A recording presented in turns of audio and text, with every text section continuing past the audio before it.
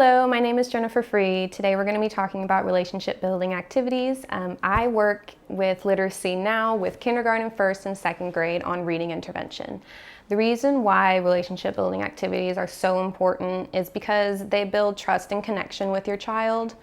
It can be hard to do that on your own, so these games help build that relationship up. You'll see increased language development and vocabulary building as you work through these games with your child.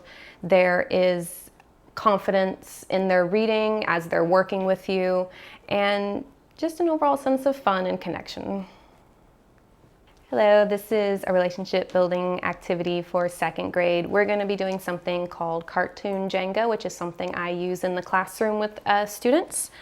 What we're going to be doing is we're going to be writing words on the Jenga, and we're going to be drawing a picture on the Jenga also.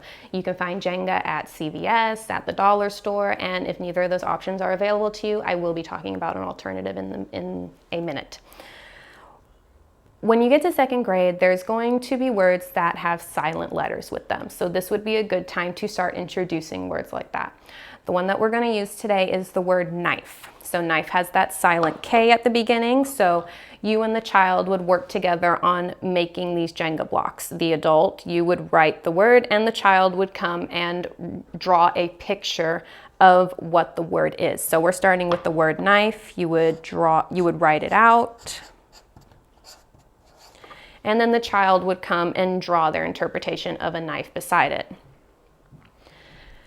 It might be messy, you might not be able to see that it's a knife, but most likely the child will be able to remember what they drew and relate it back to the word. So I'm going to draw what it looks like real fast.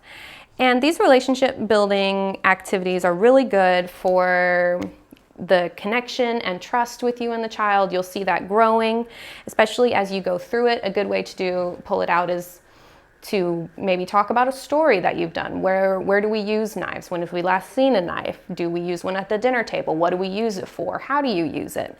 So they may forget what it is, and they may say something like, oh, butter knife. Okay, well, let's look at this word again.